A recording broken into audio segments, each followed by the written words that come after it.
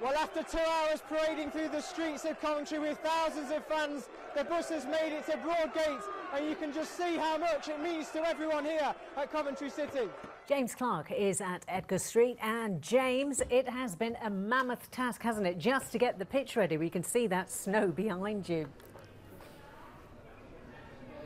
Yes, that's right, Sam. It certainly has. Welcome to Edgar Street, the home of Hereford FC. And as you referred to just then, you can see the snow behind me piled up behind the pitch. And obviously with the bad weather we've had, the pitch here was covered in snow. We can show you these shots now of volunteers clearing the snow from the stadium. So they've cleared the pitch. The pitch is looking great for tonight. And they've actually put a waterproof blanket over the pitch. And they've been pumping it with hot air. So, like I said, the pitch is looking in great condition for tonight's FA Cup game against Fleetwood Town. Time for sport now, and James is with us. Great news for Villa, James, but I'm told it was a very difficult match to watch. Yeah, obviously it depends who you support, but if you're a Villa fan, it's one of them games where you're kind of watching through the corner of your eye because it's so nervous. There's so much riding on that game. Wembley is a stadium where dreams are either made or shattered. Unfortunately for Aston Villa today, it's been heartbreaking missing out on promotion, and they're now playing the Championship for a third year running. Well, our sports reporter James Clark joins me in the studio now. James, this is unbelievable, really. This is a team that are the Premier League champions in the last 16 of the Champions League, and they've sacked Ranieri. Shocking. It is, Matt. It's so hard to believe that we received this news tonight. They are the 5,000 to 1 Premier League champions, and Claudio Ranieri was the man who led them. We can see these pictures now. He was the man who pushed that team all the way last season, and they picked up that incredible trophy. It was such an achievement, and to think that he is now without a job at Leicester City is really hard to believe this evening. The news broke on Twitter at about 8 o'clock. The club then issued a statement saying that they had parted company with Ranieri.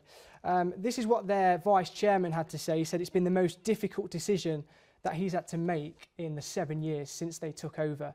So that just shows how big the news is, and that he added that he'll be forever grateful to Claudio for what he has helped Leicester achieve. At what point in the season do you think was a critical point where the fans have maybe said, right, we've done enough now, promotion's ours, it's secured? I think come Christmas, I think we made that gap. I thought we was stepping away from the other teams.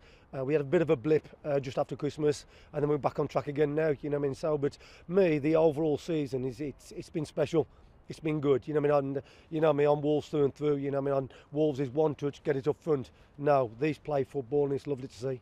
Well, our reporter James Clark is at the Hawthorns for us this evening. James, this is a bit of an odd one, this, isn't it?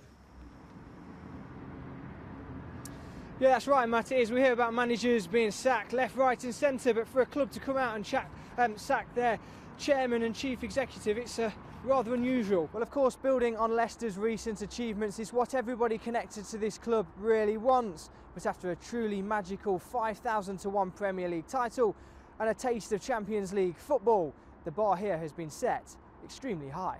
Reporter James Clark is at the King Power Stadium for us this evening. Mouth-watering one this, James. 2 local rivals, second chance to go through. It's going to be a belter. Hi, Matt. Yes, it certainly is. We can expect a fierce battle between these two neighbours here at the King Power tonight as they go head-to-head again in the 4th round of the FA Cup. And the reason